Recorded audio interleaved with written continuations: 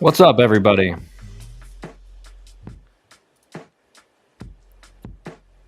All right, let's turn this music down. There we go, that's better.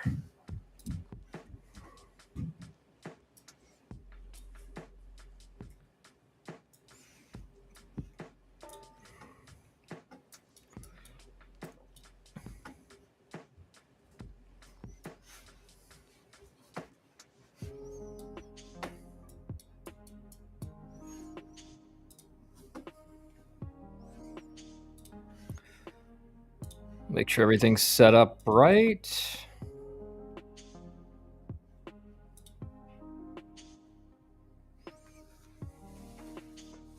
I gotta text back a coach real quick.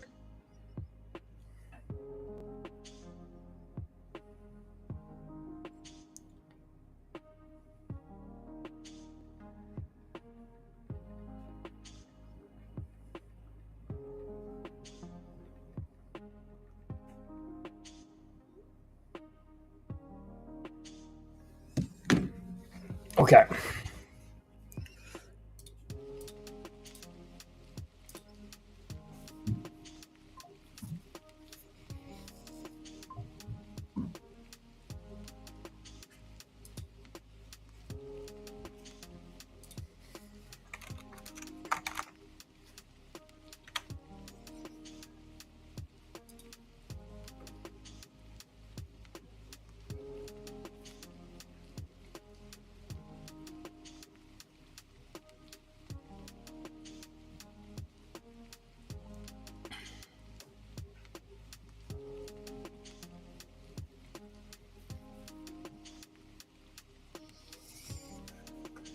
All right, chat. Oh, dude, all of a sudden you guys exploded with chat and I didn't have it up. All right, let's see here.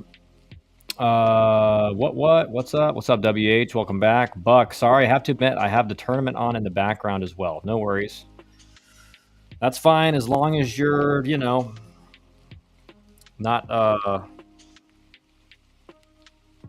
not ignoring us.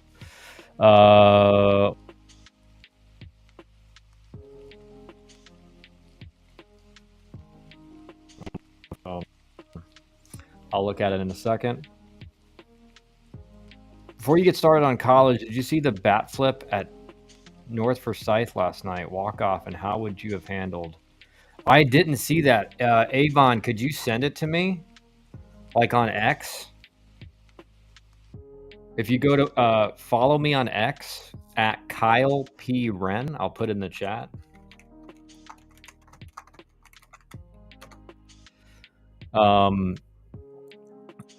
And I'll look at it and tell you what I think. We're going with same rotation this weekend, and Hughes is pitching against Arnold Friday. Robert is pitching today, and Walter's Saturday. All right.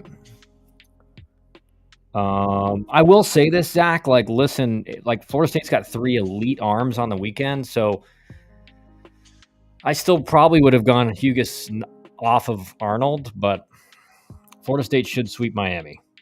Yeah, I mean, Florida State's that good. What's your thoughts? Brad, what's up? What's your thoughts on JV developmental teams in college baseball?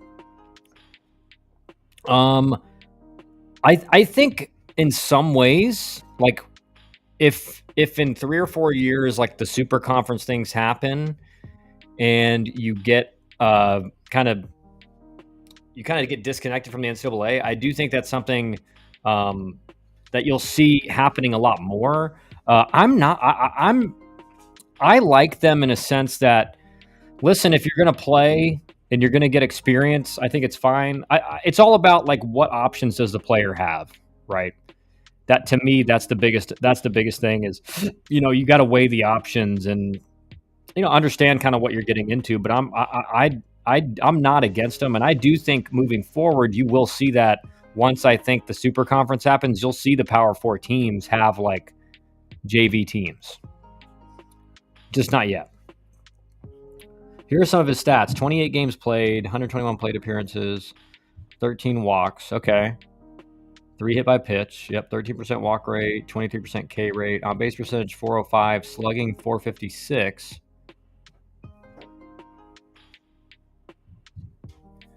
Yeah, the K rate, like the slugging for me is not where it needs to be for the strikeout rate, Canes. That's my thoughts on it.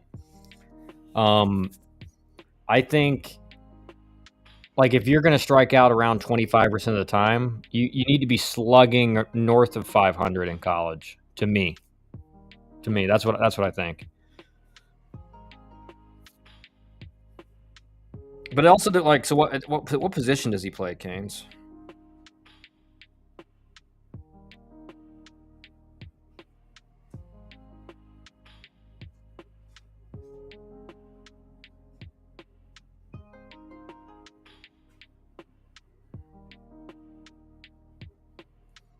I'm trying to figure out what position he plays.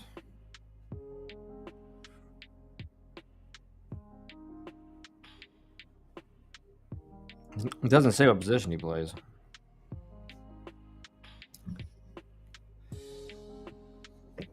I agree. Yeah, you agree. I figured you would. Saw the bat left-handed hitter first base. Oh yeah, that's I don't know about that.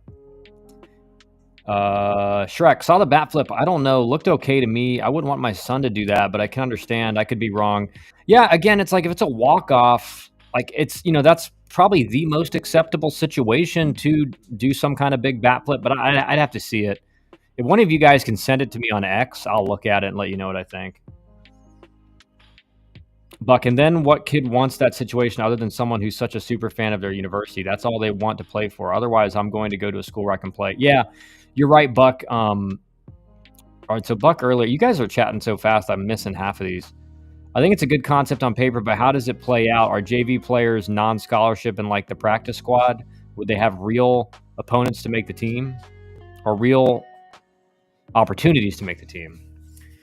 And then what kid wants to sit? Yeah, so that is the thing is like you better ball out on the JV team, right? Because if you go to another school, you're putting up numbers in competition. Those numbers are going to be like way more respected.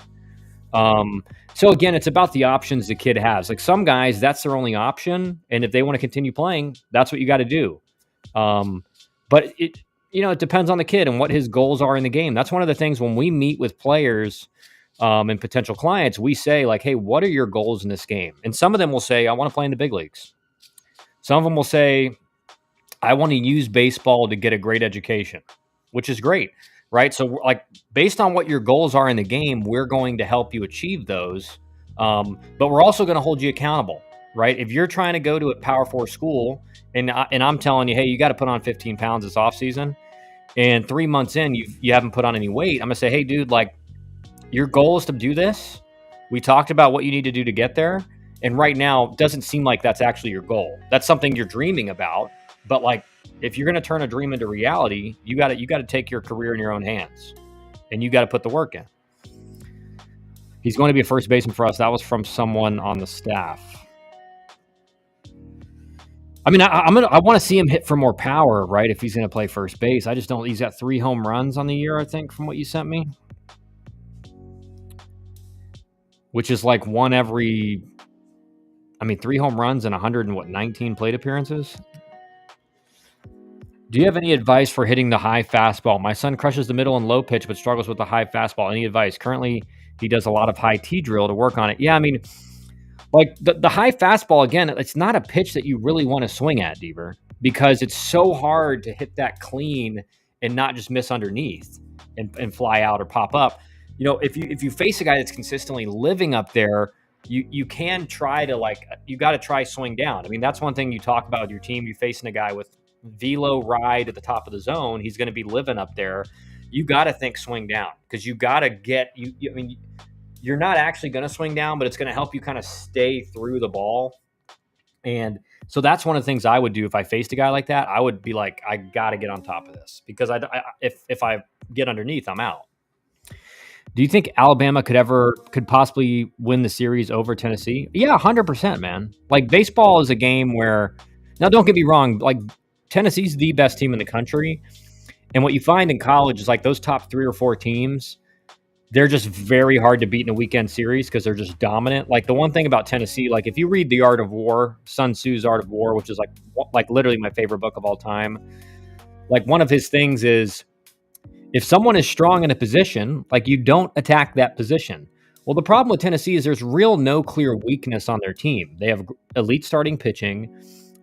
Maybe you could say Sunday because they've kind of mixed it up on Sunday, but still, like if they beat you Friday, Saturday, you lose a series. Their bullpen's good. Their offense is elite. Like they have way more walks than strikeouts. It's not like you're like, all right, let's try to get them to strike out. Like they have way more walks than strikeouts. So and their defense is playing good. So there's no clear weakness for Tennessee. So what really, like when you go into that series as like a team that's maybe like we saw what they did to Florida, right? So they almost have to beat themselves, and that's true of usually every year. That's true of like the top 2 or 3 teams. Is that they almost have to beat themselves to lose a series. So it's hard. There's no clear weakness you look at. For all the other teams outside of that like top 5, there's usually a clear, or maybe they're just okay across they're like above average across the board, but not elite.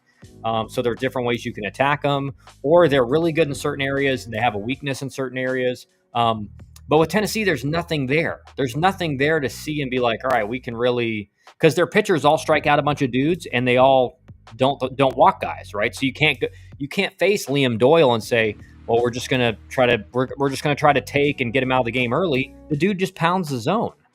You're just gonna fall behind 0-1, 0-2, and then you're out. So honestly, the strategy for me offensively is like we have to ambush. Like we have to, if we get first pitch fastballs in the zone, we have to put good swings on them. That's the only way we're gonna have a chance at winning. So that's my offensive approach against them. Is he's not gonna walk guys unless he just has like a very uncharacteristic game. So you have, if that first pitch is probably the best pitch you're gonna get. So you got to be ready to go, aggressive on a good pitch to hit early, and then you still probably lose. Like that's the thing. So I think Alabama could win, but it's almost gonna it's gonna have to be a bad weekend from Tennessee. Like that's just the reality of college baseball with the dominant teams. Buck, the JV team for an SEC school likely is a competent mid-major. Now, if the NCAA goes away and we get more like club teams affiliated with the university, then it could happen like Euro soccer. Yeah, you're right. Even U.S. soccer is already doing this both in men and women's. Article recently on how women's college soccer is suffering because the top players are going pro in high school and there are developmental teams. Yeah.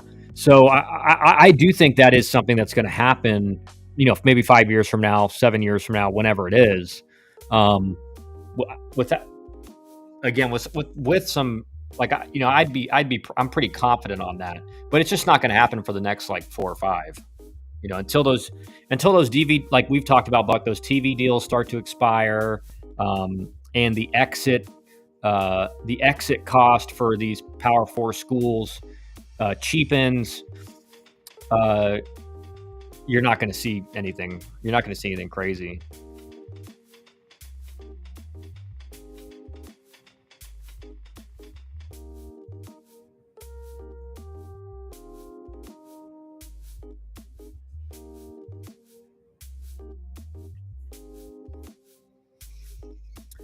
WH, would small schools be able to generate the money to have 2 teams?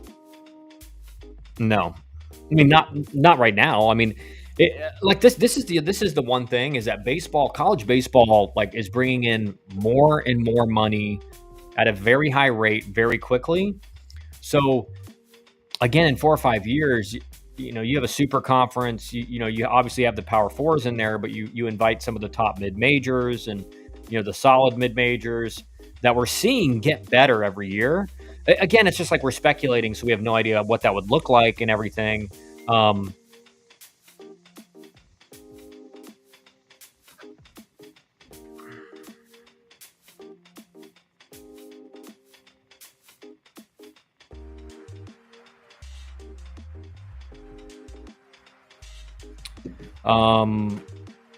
But I do think, like, obviously, this, like, the college system in general with athletics is going to change dramatically here in the next decade, without a doubt. There's no one disagrees with that.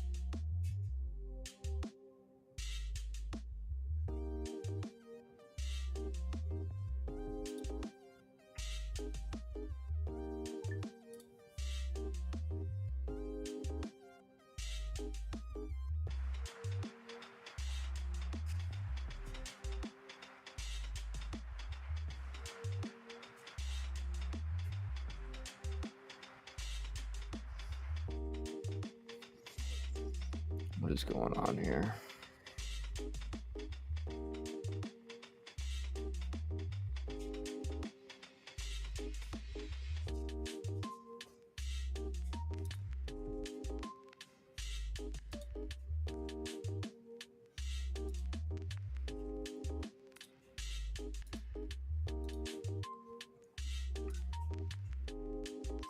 All right, there we go. Got that taken care of.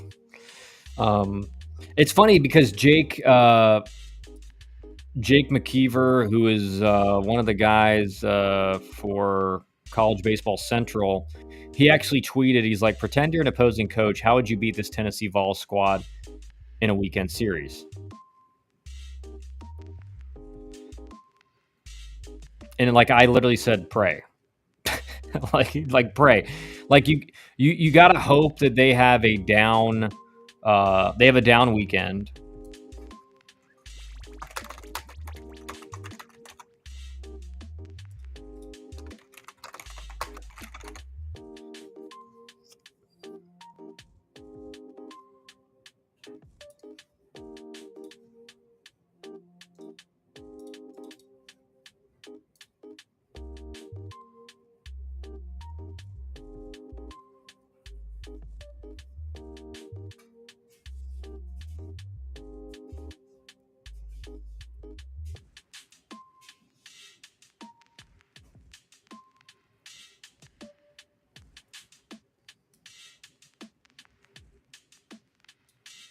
Right. So this is the quote from Sun Tzu: "If your enemy is secure at all points, be prepared for him." Right. So if you're facing Tennessee, you need to be prepared for everything, and even then, that's not really gonna mean you can win. If he's in superior strength, evade him. If your opponent is temperamental, seek to irritate him. So I think that would be, again, you try to figure out ways, how can we irritate them, get them in an emotional state. Pretend to be weak, then he may grow arrogant. If he is taking his ease, give him no rest. If his forces are united, separate them. If sovereign and subject are in accord, put division between them. Attack him where he is unprepared. Appear where you are not expected. So, I mean, if you do a deep dive on Tennessee, maybe you can find an area where there's something you can provoke, something you can do, like mess with the pitcher. Hey, call time. But in college, they don't allow you to do that really, right? They don't allow you to really mess with pitchers' timing and stuff. But it's just like Tennessee's just the problem is there's no clear weakness for Tennessee.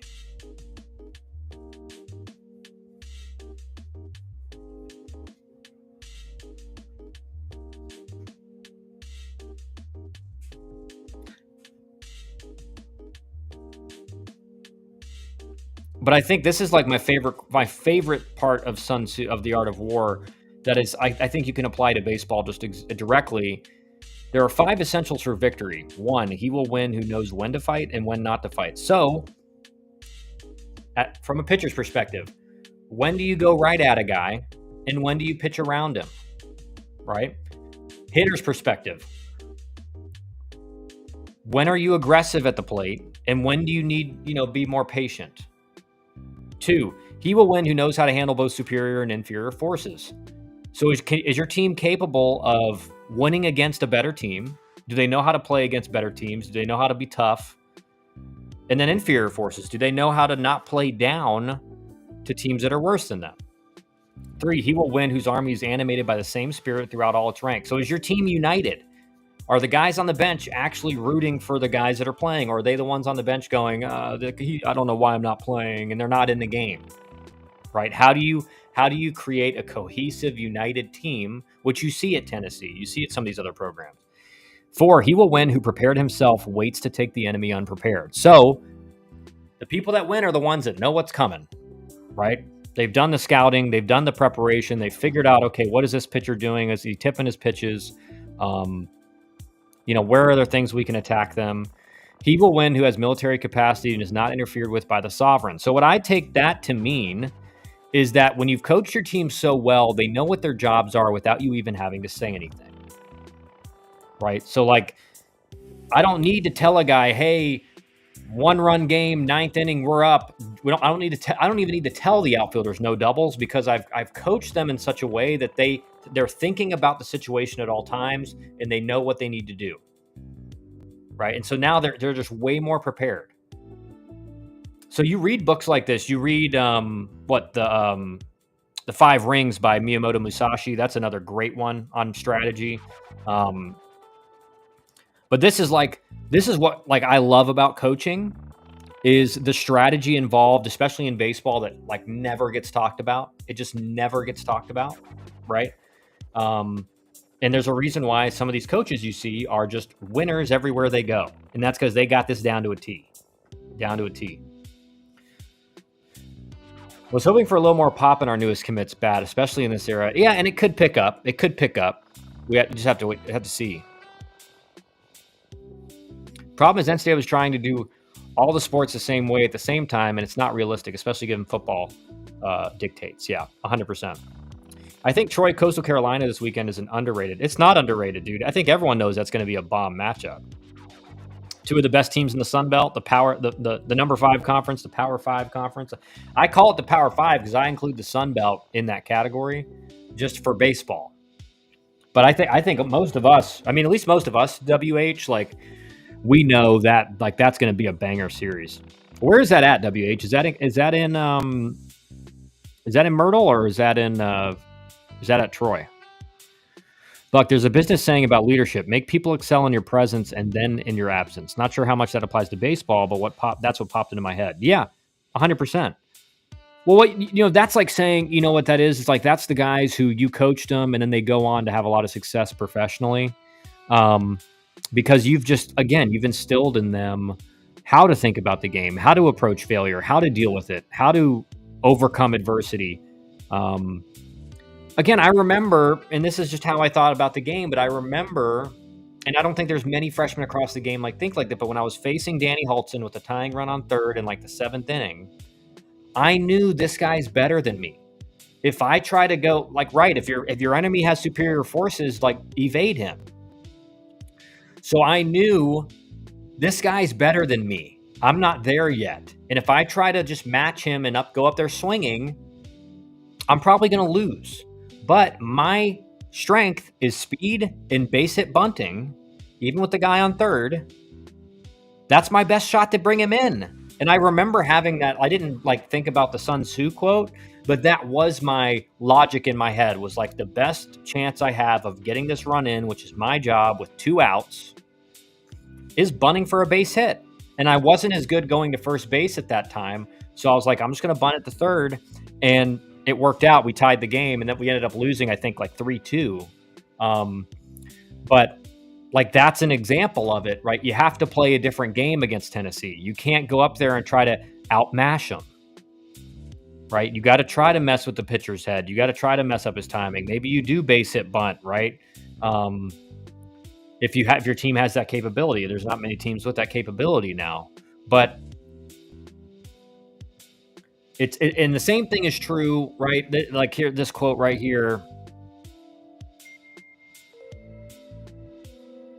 If he's taking his ease, give him no rest. So that was my one of the things I was harping on about at Georgia Tech when I was coaching there, is we have to be we need to be better on the bases. There's so many games where we have massive opportunity to steal 3 or 4 bags and get guys in scoring position, and we're not doing it. And that's maybe over the course of the game, maybe that's two more runs that may potentially be the difference in the game.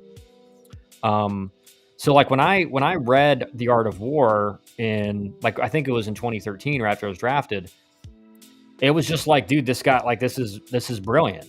This is, because I was just taking it and immediately applying it to baseball. And what you find is that strategy in general applies to anything.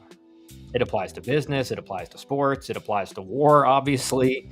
And again, I read it once every couple years, because I just think it's there's a reason that people are still reading it, thousands of years later. And I think if every player, if I was a coach now, a head coach, that's what I would have. I would be hey, read this book and apply it to baseball while you're reading it. And I think players would be instantly better. Another thing I did in my career, it's funny, pretend to be weak that he may grow arrogant. So a lot of times what I would do is if I got If I got hit by pitch in the leg, I would sell the crap out of it, even though it's fine. I would be limping down to first, like, and I'd, call the trainer out and have him look at it and just tell him, like, hey, I'm just faking it. Like, just act like you're doing something. And, because you go down the line so the first baseman can't hear you, and you're like, hey, just let me just look at this, man. Just I'm faking it. Just make it look like there's something going on. And so finally the trainer, I'd be like, I'm good. He'd run off and I'd still be limping back to first. And then that first pitch, I'm stealing second. And it works every time. It works every single time. Because the pitcher just is like, he's not even thinking about you anymore. Coach K, what book? The Art of War by Sun Tzu, the military genius. And then I also recommend the Five Rings by Miyamoto Musashi. So if you guys had never heard about the Book of Five Rings, it's called the Book of Five Rings. Miyamoto Musashi, just to get off, because I think this applies to baseball. He was a Ronin is what they would be called, but he was he didn't have like a lord. He was like a traveling samurai for hire. And he wrote this book. He's famous. He had like 77, I think, one-on-one duels that he never lost, one-on-one fights. And I think he killed like half of them. And he won every single one. He never lost. And he created his own kind of sword fighting style. I think he fought with two swords. And the whole book is about how to think about engagement, how to think about, like, again, as a hitter versus a pitcher, like, how do you put yourself in a mental state to react to everything and to cover everything? And it's actually really fascinating to read and apply it to baseball. Thanks for that hit by pitch stolen base tip. Yeah, it works every time, man. Works every time. Because the pitcher's just looking at you like, he's like, golly, it's taking forever. Man, it looks like he's pretty hurt. And then you just steal second on him, and they immediately know. They immediately know, like, oh, I just got played. Do you think Luke Stevenson for North Carolina is a top 10 pick? I saw he's projected there. You never know this early. Well, we can look up kind of how he's doing right now. Let's see. And again, those are things I was never taught. It was just like, oh, this makes sense. If I limp and like act like I'm really hurt, I want to steal second. I just got a free one if I can just sell this and make it look bad. Stevenson, I mean, he's doing well. He's hitting like 296. But he's got 27 walks to 8. He's got a lot of walks, really high on base.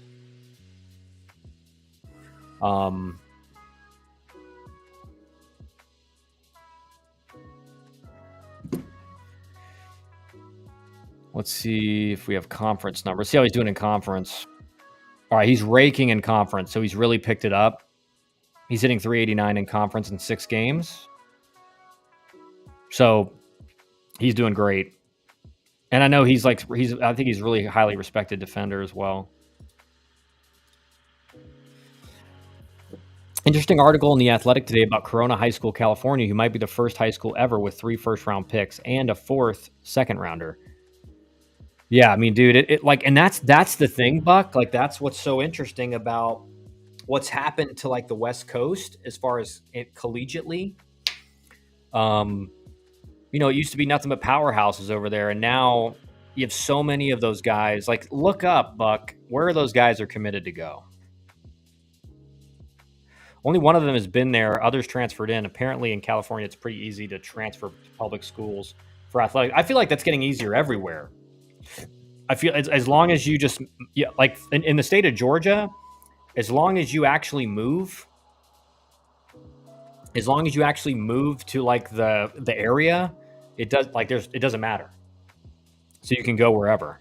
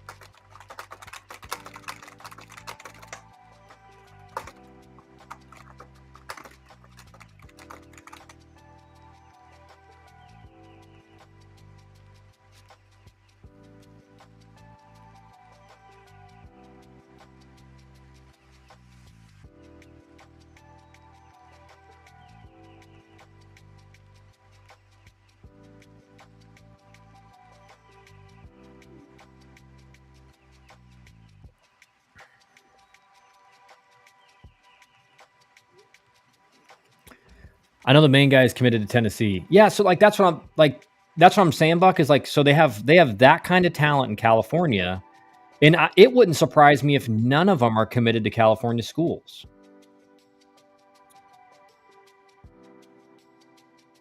In California, you can transfer even if you don't move. So this coach has built up quite a rapport and is pulling the top players not in private school in SoCal. That doesn't seem to make much sense that should be allowed, but nothing surprises me anymore. Coach K, have you heard of Xavier Nayans, projected top 10 pick in the draft from Pacific Northwest? I saw his name because I saw last night there were some early first round projections, so I saw the name. I don't know much about him. One of the kids is the son of the Dodgers third base coach. Okay. My College World Series prediction may change as the season progresses. Florida State, LSU. Yeah, those are good. I think LSU again. I mean, their home run numbers have ticked up. They're hitting a bunch of doubles. They're walking at a very high rate, and their pitching's been really good. Right? The thing about LSU, I think that hasn't they very well may be an elite team. I don't think they're quite on Tennessee's level right now. Doesn't mean they can't beat them in a series, but I think we have just not seen them face a legitimate team yet. Like a really legit team. So we're going to get to see that this weekend, and we'll know after this weekend. It's going to be in Texas, right? So Texas has a little bit of advantage there in Austin, but we'll find out. If they play, if Tennessee or LSU loses loses 2 out of 3, but plays them really tight, that doesn't hurt their. That doesn't make it to where they're not like a top 5 team, because Texas is number 8 right now. Literally, none of these kids in Cali are landing at California schools. Yeah. Oh, so your prediction, WH, is Florida State and LSU in the title series? I don't know how you don't go with Tennessee, man. Especially after what they did to Florida last weekend. Albeit it was at home, so that's not nothing. But LSU has a similar matchup, right? LSU's got a similar matchup, but it's on the road. But Tennessee dominated Florida, who was number 7 at the time. Texas is number 8. It's a little bit different because LSU is going to be on the road, but we'll find out how elite LSU is. Yeah, I'm in the Pacific Northwest. All the top guys are ending up on the East Coast on a national team or IMG. Yeah. Aiden Rebomb, what's up, man? I just moved away from Corona, and their varsity baseball team was made up of a lot of out-of-state players, and when there was a 4th of July parade, the JV team was the team that did the parade.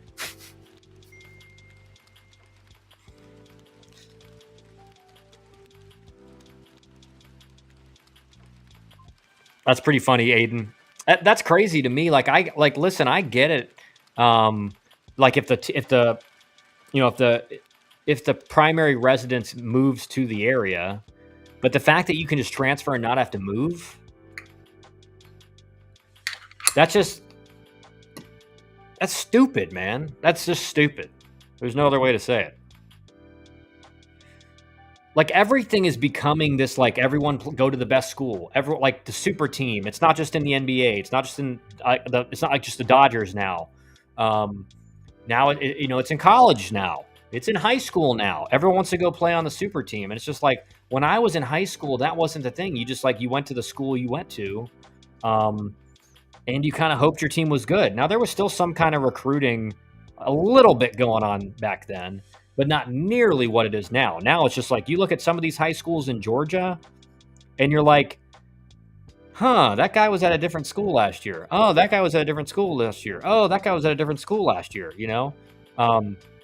My high school, we had 5 Division I players on our team, 4 Power 5 and 1 really good mid-major. And everyone always asked us, oh, yeah, I had, how many guys did you recruit? And I said, literally, 3 of us had gone to this school since 2nd grade. The 4th one had been at the school since middle school.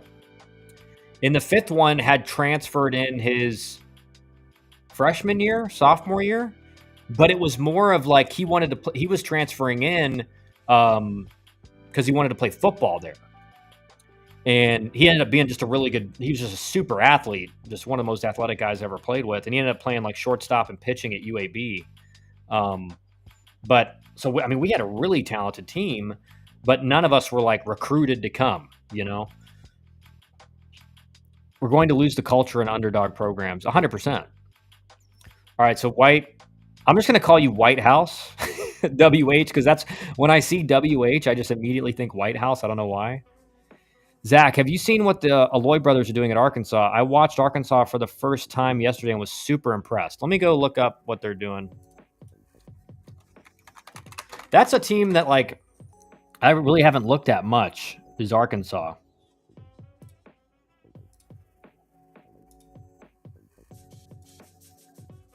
Are the Aloy brothers, what age are they? Oh, wow, they're dominating, bro. I hope I'm saying it right. Kuhoi, Aloy, and Wahiwa, Wahiwa. Maybe it's Wahiwa, Aloy, and Kuhio. They're dude. They're like, are they twin brothers? They have like the exact same numbers. They're hitting like just over 400, 7 doubles, 8 home runs, 9 home runs, 12 walks, 11 walks. Yeah, they're killing it. Tennessee, Georgia, Texas, Clemson, Arkansas, Oklahoma. Dude, that's way too many SEC teams. You got Oklahoma? You got Oklahoma in there? You don't got Georgia Tech in there? Or Miami? Get out of this chat. Zach, the older Aloy had transferred in there last year. He was fast and strong shortstop, but hitting was light. Looks like he added a lot of muscle and now hits for power. Goddamn, Kyle, you botched the names worse than I expected. Dude, that, like, what? How am I?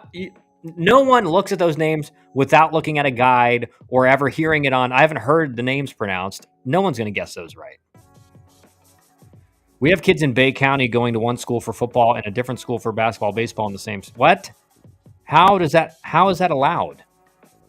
How does that happen? Florida high school athletics is the Wild West. Miami will be lucky to make the tournament.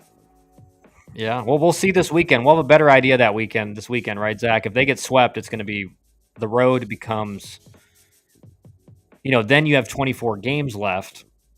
And if you're going to get to 15, you got to go 15-9 to finish, that's really tough.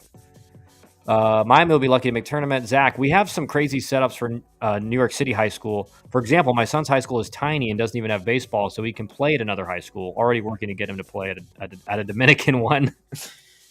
Yeah, but at least that makes sense, Buck. Like, that makes sense. Oh, like, your son doesn't have the opportunity to play at his school. He should be allowed to go play somewhere. And there is, like, kind of a rule like that in Georgia, like, for the homeschool guys. I think they can play at, like, a school that's in their region or, in their district or whatever.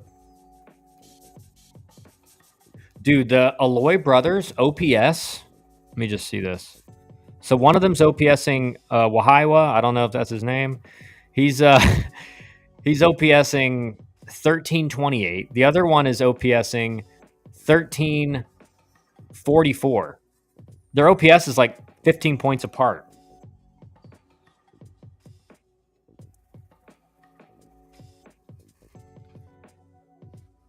Dusty's going to be mad at me because I didn't tell him we were live. Actually, I did say we're live.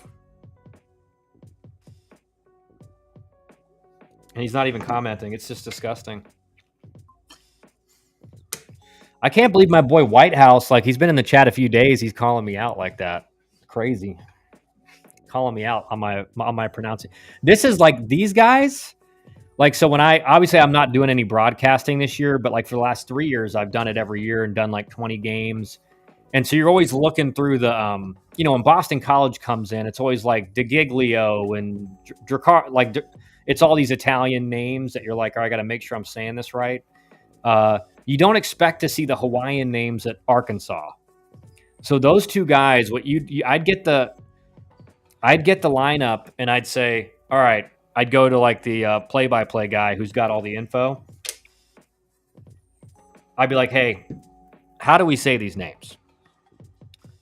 because like because every broadcast you do like you do like an intro where you're talking about like players to watch on Arkansas, players to watch on another team, and it'd be like, you know, you'd be like, if you saw those names, you're like, please tell me how to say this right now, or I'm gonna butcher it.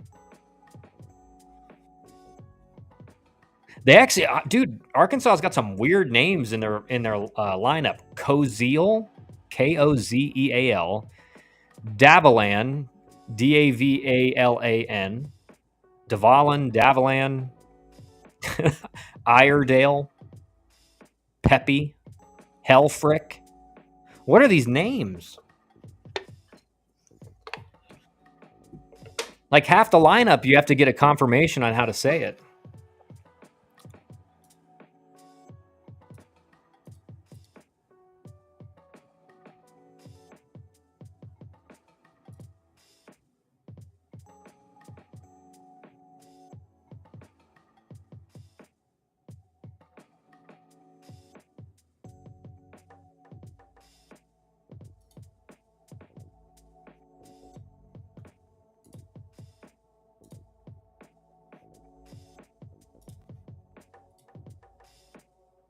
Davalan is from Florida Gulf Coast. Miami wanted him.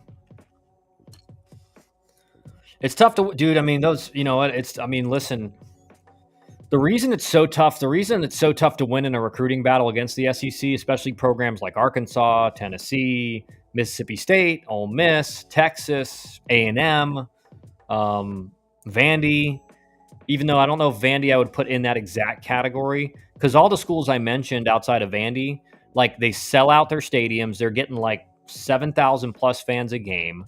The facilities are in, I mean, Mississippi State's ballpark is insane. And that is that is the little bit of the difference in the ACC and the SEC. The ACC has great facilities across the board pretty much, but they're not quite on the level of like the big SEC schools. In Vandy, I think just had another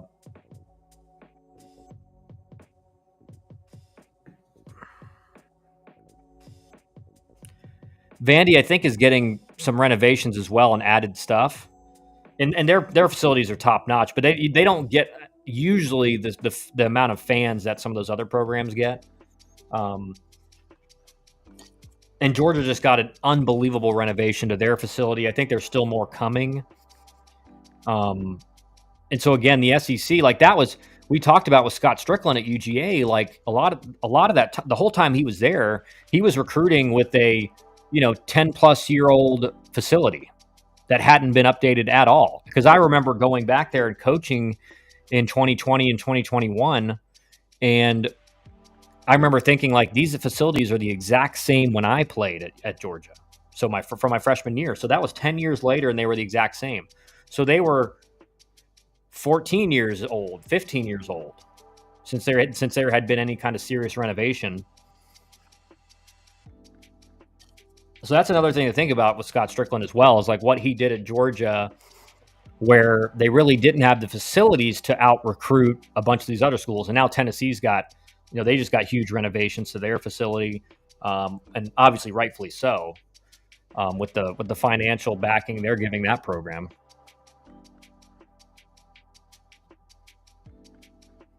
My friend went to Mississippi State baseball game a couple years ago and was amazed by the stadium and the facilities. Yeah, the facilities are insane. It's like a better ballpark than even the nicest AAA stadiums. Like it's just insane. I mean, like the whole, like they got like the smokers in left, I think it's left center, and you can literally pay for tickets by the smoker, and bring in your own food and be smoking barbecue before the game and during the game. It's sick.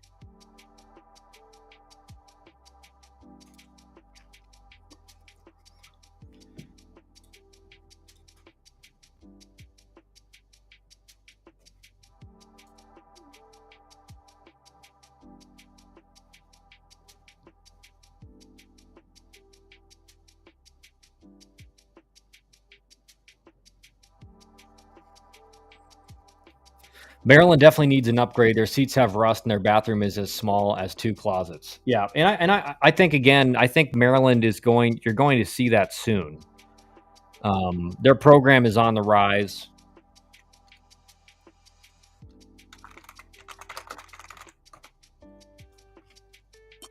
But again, the tough thing at Maryland and a lot of these like Big Ten schools and some of the other big conferences as well is that it's their programs that if their head coach has a lot of success, like the SEC comes calling and offers them a massive contract. It's just like you can't.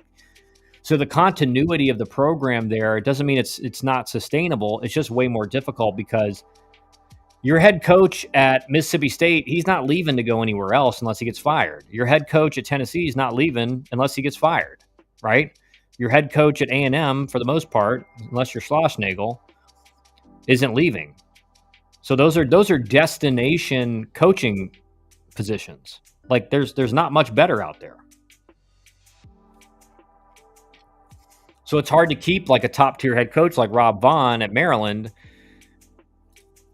because the SEC comes calling, like he's jumping, and like, of course he would.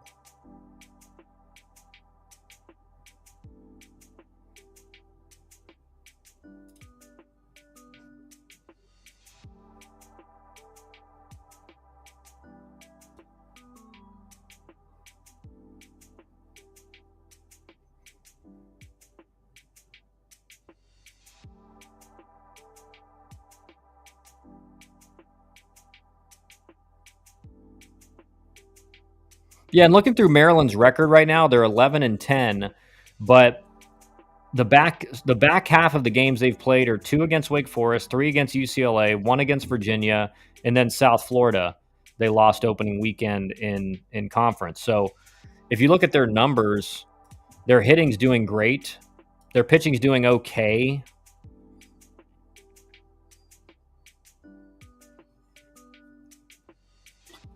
The biggest issue with their pitching is they're walking a lot of guys.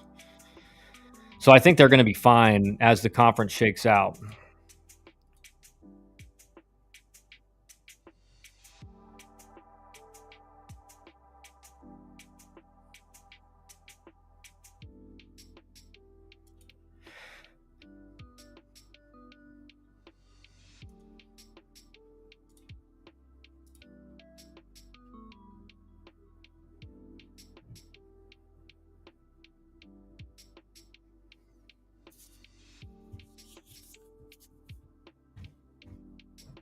Miami needs an upgrade. We only have 200 to 400 chairback seats in our ballpark. We can hold 7,000 fans. We used to be able to hold more, but we took seats down to add better facilities. Yeah, I think Miami's like the next upgrade for Miami is those chairbacks, 100%. We have the best milkshakes in the country, though, 100%, 100%. Those what is it? The Mark Light milkshakes. Some of those are weird, though. I've actually never had one because obviously I was always a player there. I should have had it. I think we played there as a coach one time. Yeah, I was there as a coach one time. I should have gotten one of them. White House, our bullpen stinks right now. They can't hold a lead. Yeah, that's tough, man. Like when you don't have bullpen arms you can trust, it's really tough to win. Because those 5-run leads just aren't safe. I predict UNLV will become a premier baseball program if and when they bring in the right coaching staff. Why do you say that, Cap?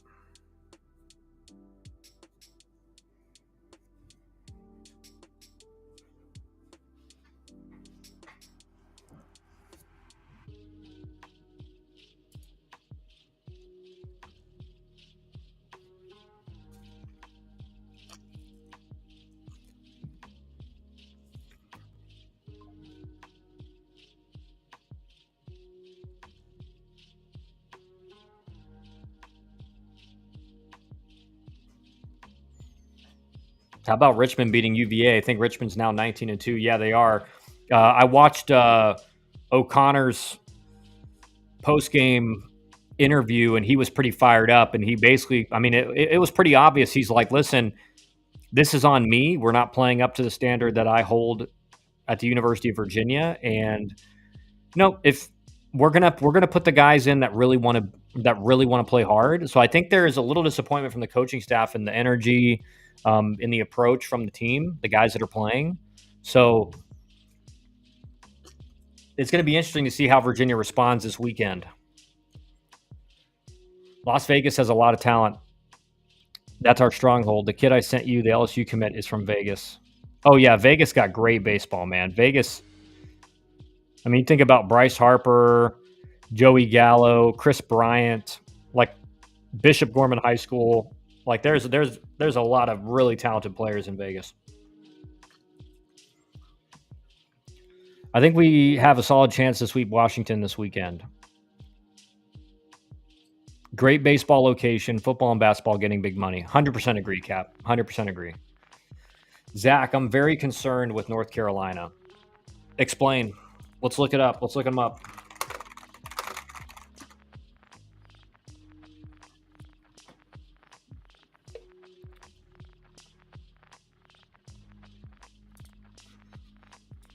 Let's just look what North Carolina is doing right now. Let's see where the struggles are. Particularly, we're going to look at the conference numbers because that's where things are going wrong right now.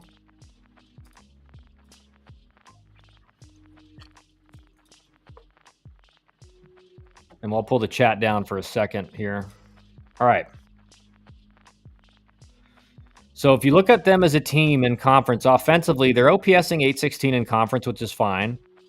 They've scored 33 runs in 6 games. So they're only scoring 5 runs a game. That's concerning. 8 home runs in 6 games. That's fine. 8 doubles, 2 triples. So they're slugging. They have 38 walks to 58 strikeouts and 195 at bats. So plate appearances, call it 250. They're striking out over 20% of the time as a team, which is tough. And they're not scoring a lot of runs. Now, pitching-wise, in conference, they're up pitching to a 4.86 ERA. 1.24 WHIP, which is solid. Really good, actually. They're not walking too many guys. They're not striking out a lot of guys, and I think that's where the issue lies. They're giving up a lot of contact. They have less strikeouts than innings pitched. And if you look at their starters, I mean, Jason DeCaro, who is their Friday ace, has got an 11 ERA in conference, 8 innings pitched, 12 hits given up, 10 earned runs, 4 walks. So he's not walking that many guys, but he's only got, this can't be right. Where is it? Where is the number? All right. He's got 7 strikeouts in 8 innings. So he's just not missing a lot of bats. And then you look at their other starters. So Aiden Howe, and Jake Knapp. They're doing fine. They're both pitching well. Both of their whips are under 1, which is obviously elite. And they're striking out a decent amount of guys. They're not giving up a whole lot of contact. So it just seems like really the difference, like obviously Carolina is 2-4 in the ACC so far. And it just seems to be the difference is Friday night. I mean, Friday night, they're just not getting the pitching that they need out of their ace. So, I mean, that's really the difference. And you couple that with, not scoring a lot of runs, that's where all the issues lie.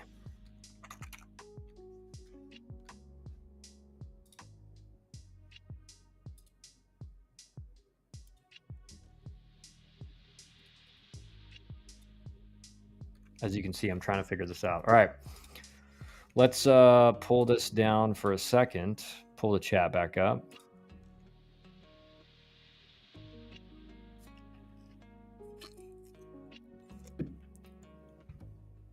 Yeah, we're through that now. Or we're in between that, Dusty, but we're just looking at some of the teams that have struggled so far in conference. North Carolina is just not scoring a lot of runs, and their Friday guy has got an 11 ERA and 2 starts. So the difference for Carolina right now at 2-4 to start ACC play is they're not getting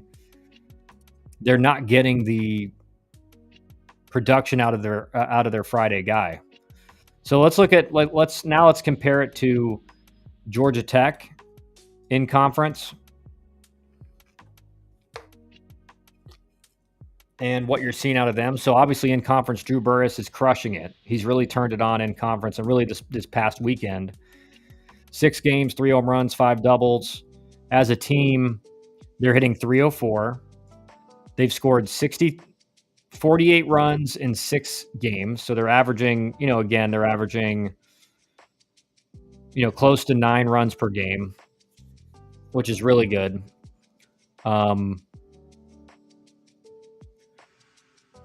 Slugging it 512, on base percentage 417. Pretty close walks to strikeouts. So doing great. Now here's in conference, this is what you're seeing. And we talked about this. So right now in conference, Georgia Tech Saturday and Sunday guys are going 3 innings a start. Riley Stanford's got a 10 ERA in 2 starts. Brady Jones 4.5. Tate McKee's done really well.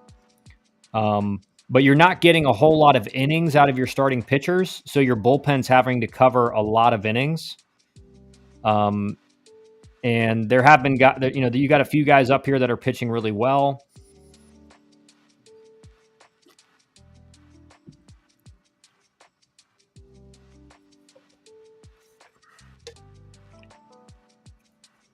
But as a staff in conference, five earned run average, 29 walks in 51 innings. So they're walking more guys in conference than they were out of conference. Striking out just 1 per inning, which is it's decent, right? Decent. Opponent batting average is fine. And they've only given up 2 unearned runs in 6 games. So the defense is playing really well. So that's one of the reasons you're seeing Georgia Tech play well early. But again, they played pretty. Virginia Tech was good. Pitt was not. So you just have to see how this holds up over the course of the season.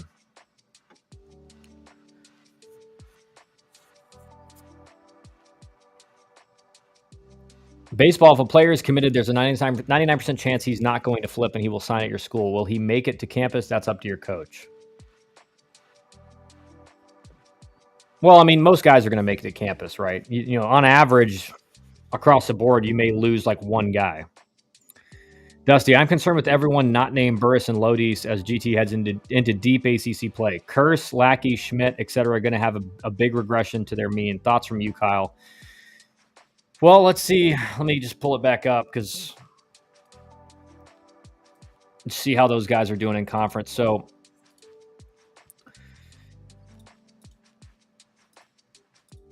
in conference right now, and we'll spread this out and pull down the chat for a second. So Schmidt's doing fine. He's only got 1 walk and 28 at bats, so that's concerning because he is hitting well. But again, like you said, Dusty, if there's some regression, he's not really getting on base. He's just hitting really well. He hasn't hit for any power in ACC play yet. And again, the deeper you get into ACC play, this is the guy hitting behind Burris. And if you're judging, all right, well, what's worse, pitching to Burris or Kent Schmidt? It's pitching to Burris. It's clear. Burris is OPSing almost 1,500. Kent Schmidt's OPSing 867. So you're going to pitch to Kent Schmidt all day. Lodis is doing great, still walking, albeit not as much as he was before the conference play, but he's driving the ball. Curse has been fine, but he's also not driving it like he was. Only 1 double in 6 games, but his walks to strikeouts are great. Alex Hernandez, same thing, though these numbers are not, or they are right. He's got 2 home runs. But to me, Alex Hernandez, I think will be fine because he's gonna have some at bats that frustrate you, but I feel like he's pretty committed to what he's looking for. Von Lackey, he's definitely regressed in ACC play, but he's still walking, right? Still walking at a high rate. But I think you're right, Dusty. I think you are. I mean, you're obviously going to see regression over the whole ACC schedule from players that aren't really elite, just because the pitching is going to get. You haven't faced the difficult pitching yet, but I will say Georgia Tech's schedule is, again, it's pretty. Georgia Tech's schedule is pretty fair compared to a lot of other ACC matchups.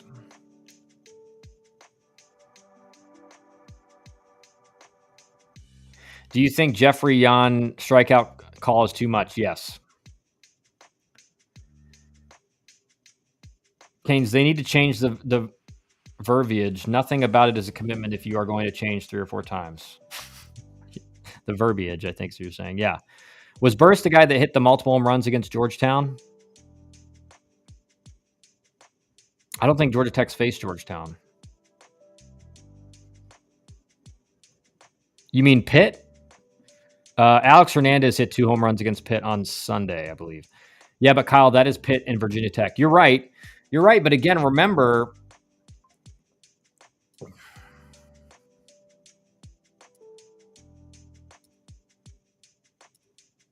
like, let's look at the Georgia Tech schedule, because the schedule, they have a pretty fair schedule compared to every other team in the ACC. So they play Notre Dame this coming weekend, right? So that's should be a win. Then they play Clemson at home. That'll be a test. And then Stanford, who's playing really well at Stanford, so that'll be a big test. Cal, this should be a win at home. Miami, with the way Miami's played so far, like, this is probably a win, depending on how Miami responds in these next couple series. Virginia has not played well. And then you play Louisville, who's playing really well. But again, they're not considered like a top team in the ACC, even though they've played really well. Don't get me wrong. And then Duke, who's been very inconsistent. So Georgia Tech really doesn't. Besides Clemson, if you're looking at how these teams are playing right now, it's like Clemson and Stanford are the ones you're kind of worried about. Every other one, you're like, Georgia Tech can win that. And even these, you think, they have a chance. They're playing Clemson at home, which is best case scenario. So it's just. It'll be interesting to see kind of what kind of regression you see. Miami's Hernandez is legit. Yeah, he is. And I just like that he's like, you can tell he's really committed to the pitch he's trying to hunt. I think overall hit tool in that freshman class is Caleb Daniel. I think he's got the best just overall hit tool. Miami sweeps Georgia Tech. I don't know about that. Canes and Zach, Kyle not even giving you guys a chance. Insert the Kodak Black gif. I hope so. Where is Po-Man when you need him? Kyle better not show his face in Miami. Oh, please. You guys would welcome me with open arms. Open arms. I'm a celebrity there now. I've been in the space. I've been in the spaces, man. I'm a celebrity there now. What I'll say is Dusty hadn't shown face since Po-Man took him down, Dusty hadn't shown face since Po-Man took him down. I went back in the next night, ready for another brawl. Po-Man is like UConn. You don't know what you're going to get from him and them. I disagree completely with Caleb Daniel. Explain. Give reasoning. I think he has much better at bats than Alex Hernandez. I'll say it like that. He has much better at bats, works the count, really good eye at the plate.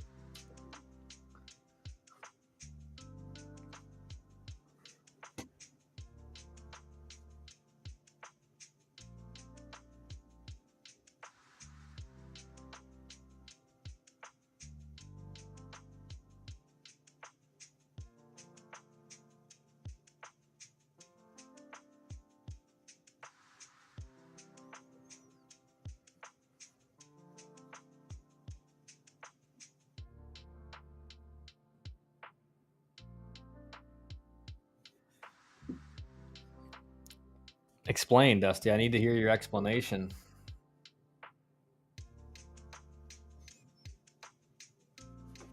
All right, I'll check Canes.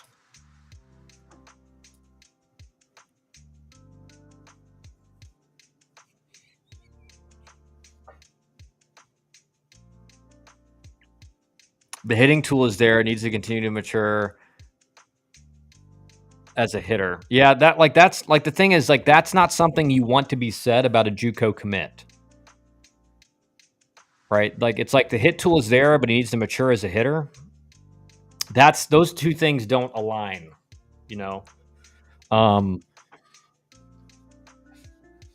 especially if you're a first baseman coming from JUCO. Higher upside JUCO bats with K rates north of 20% going to the Power 4 scares me, but far from a finished product. Again, another thing that scares you, right? Because you kind of want Why didn't you stay coaching at Georgia Tech? There just wasn't a position there for me, Buck.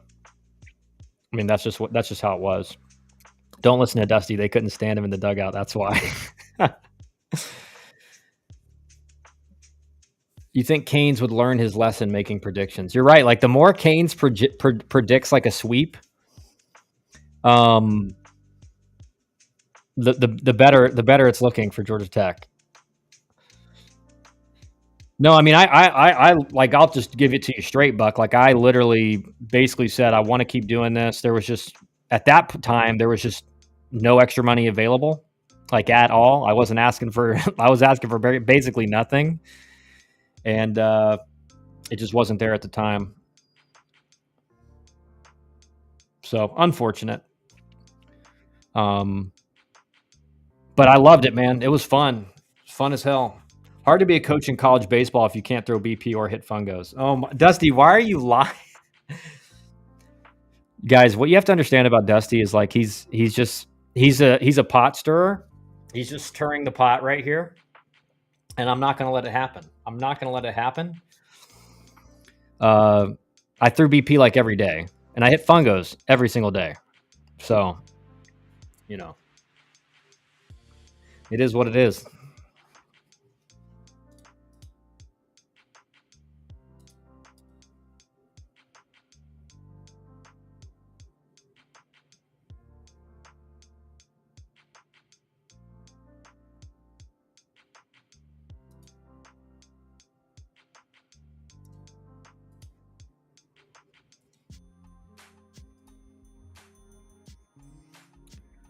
Get Kyle a job at Tennessee. Yeah, yeah.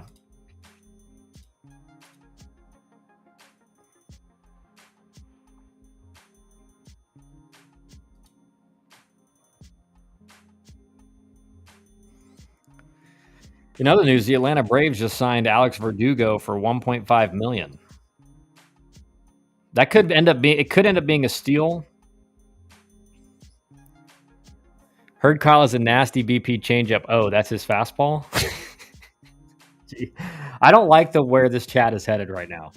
Dusty comes in here, and all of a sudden, we just got bullets being sprayed everywhere. If Kyle were to ever coach at Tennessee, he'd never hear from me again. My God. Shut up, dude. Stop being a hater. Kyle needs a job at Miami with Elander. Coach at Maryland. And Javi Salas as the pitching coach. I'll talk to Javi about that. I'll talk to him. I'll let him know that you're recommending him. Verdugo is done. Yeah, I mean, he was really bad last year. But again, you're paying him basically nothing and hoping that you see him somewhat close to what he was in the past. He was always kind of like, no offense. I remember playing against him in AAA for years, and he was always kind of a clown. That's just how it was.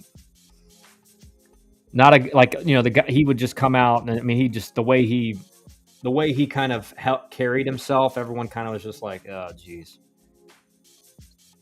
If Kyle gets a job, then he will leave us. That's right. Kyle, are you wanting to get back into college coaching? Is this a soft launch? No.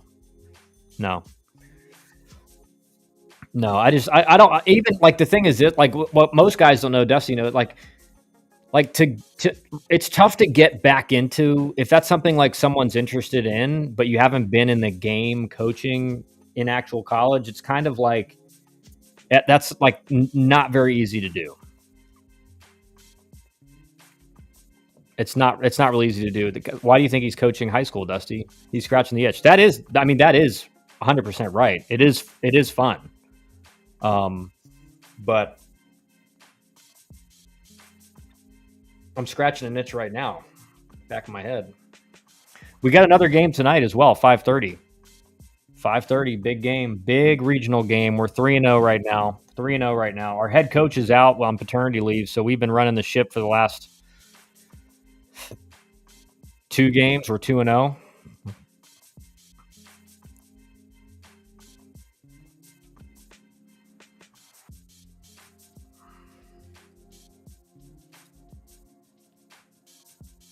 If a coach tells you that you're a PO, he's probably right. I'm reading a tweet. Buy into it. It's the most important position in baseball. It's the easiest way to keep playing and get to the next level. Maybe. Let's start a travel team, the Wrens. Oh my gosh. Dude, I want no part of being involved in travel ball. From what I have to watch on a daily basis and just dealing with the parents and the egos. We are playing Kings Ridge. They're supposed to be pretty good. The Elite Wrens. I don't think it's catchy enough. It's got to be like Elite Wrens National, like it's got to be like National Scout Team, a Wrens Scout Team National, something else. You guys figure it out. I've been a third base coach the last couple games. Usually I'm coaching from the dugout.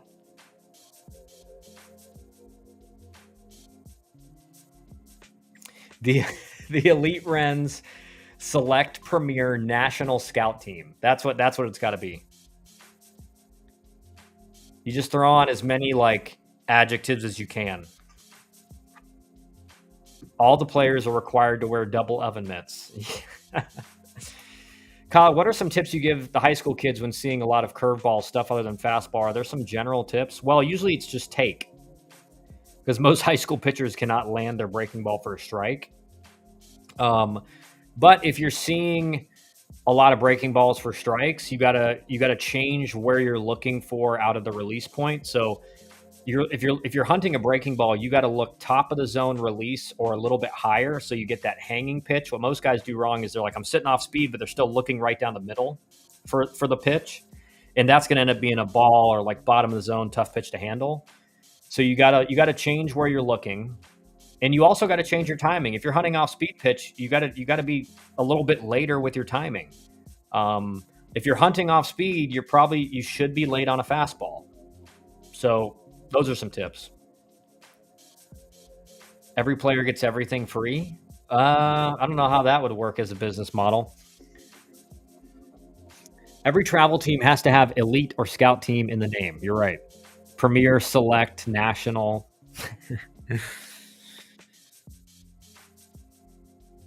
Thanks, Kyle. Yeah, no problem, Will. They are the scout teams, though, of those organizations. You're right, Canes, but I have seen some travel teams that put like they're like it's not affiliated with a pro team, and it's still like scout. Like the Red Scout team is the Red Scout team. Yeah, you're right. Kyle, so far in your experience at the high school level, talk through the average stuff and talk through what you'd consider top end stuff you guys have seen. I would say your average pitcher that we've seen is probably like 82, 83, 84 maybe. And then the top end guys are like high 80s. I mean, we may have seen a guy that's touched 90 or like maybe a 91, but maybe just one. In our region, there's supposed to be some really good arms that are like, high 80s, touching low 90s. But, again, when you talk to a lot of high school kids, a lot of them are like, yeah, that guy was like 94. And you're like, no, he wasn't. He wasn't 94. Cleats, batting gloves, sliding mitts, and every possible thing related to baseball. Okay. Are you going to be the sponsor, White House, for all that? And we'll stream live on all social media all the time. That would get it. That would get it done. Everybody would want to play. Will, any thoughts on the metrics needed to be a D3 NAIA catcher? Son is 16 and working on speed and power and has added 30 pounds to get to 160. It's hard to say, right? As long as you're around at that level, as long as you're around a 2.0 pop time, really at that level, they're not as concerned with like your max exit velocity as much as your performance. Like you may not be super toolsed out, but they're just looking for guys that are performers. So the metrics, I wouldn't focus. Obviously, you want to try to increase your metrics as best as possible. But at that level, they want to. You better be able to block well, have a decent pop time around 2.0, and just be a performer. Like be a guy that's got a good approach, puts up numbers.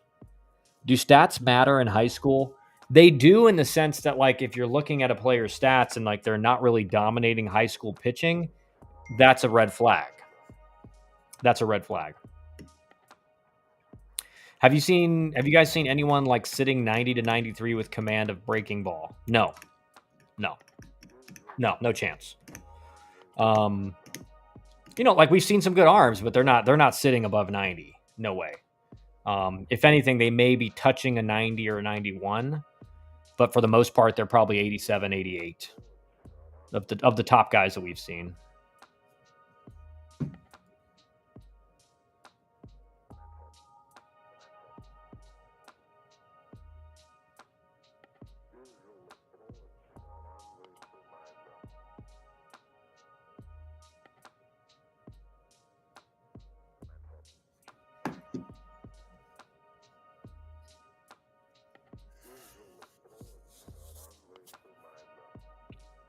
In my opinion, stats in high school can get you crossed off a list more more so than get you on the list. 100%, 100%. Like, even if you do dominate in high school, they're still going to want to see what you look like in travel ball. But if they see you're hitting like, again, in high school, like if you think you're a power four guy and you're hitting like 310, like that's probably not happening. And Dusty's right. Like, your stats in high school are more likely than not going to get you crossed off a list than going to get you put on a list. Now, if you really dominate in high school and you hit like high 400s or 500, like your name's going to get circulated. Like, your name, they're going to be like, hey, we got to check this guy out. But they're still going to have to cross reference that with how you perform in the travel ball circuit. Kyle, thanks for the info. Have to go. All right, man. Have a good rest of your day.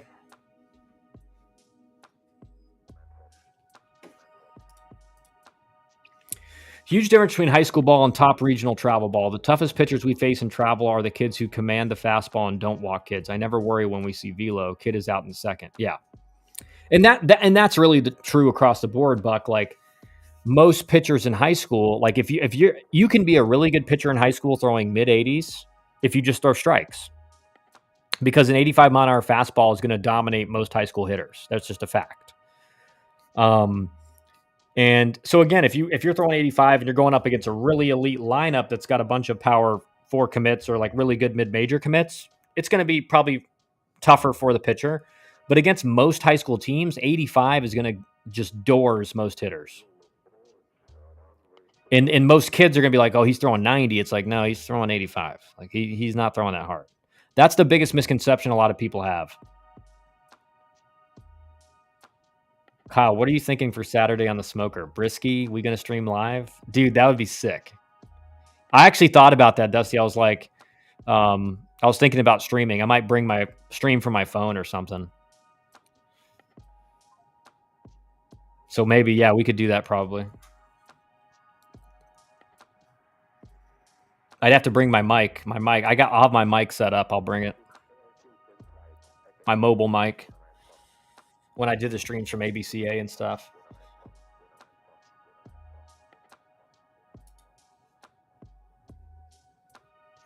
All right, let me make sure I know what time we got to be at the field.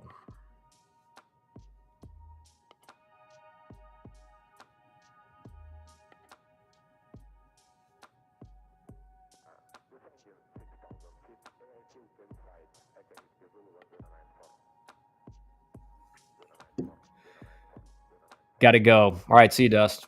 Brisky and whiskey. Great. What's the address? Something like that.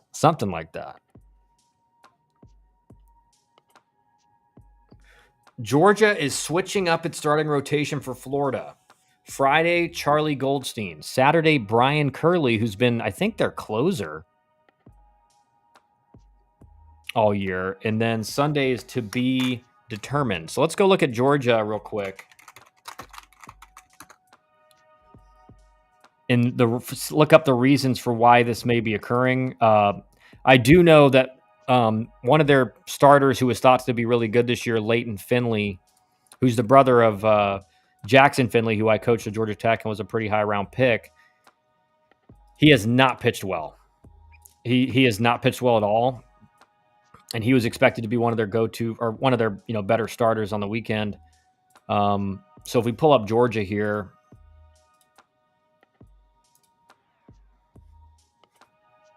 let's pull them up. Let's turn off the chat real quick. All right.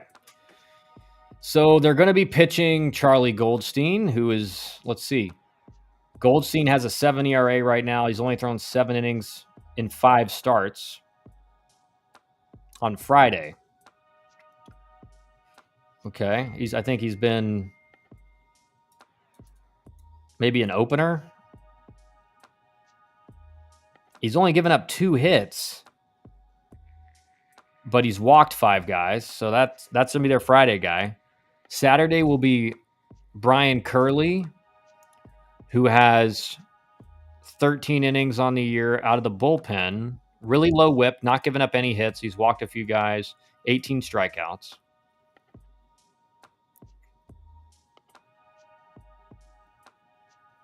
and then the Sunday will be to be determined. Looking at their pitching numbers, guys,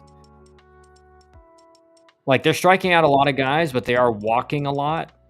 Let's see if we can look in conference here. So in one weekend,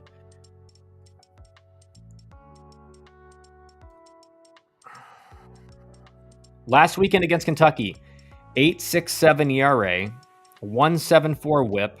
They walked 20 guys in 27 innings, just to 27 strikeouts, and gave up 27 hits. So basically, on the weekend, they were giving up almost 2 base runners an inning. Opponent batting average of 265. So that is the concern for Georgia right now. Is the pitch? The offense is elite. It's going to put up a bunch of runs, but can their pitching be good enough to not allow other offenses to stay in the game?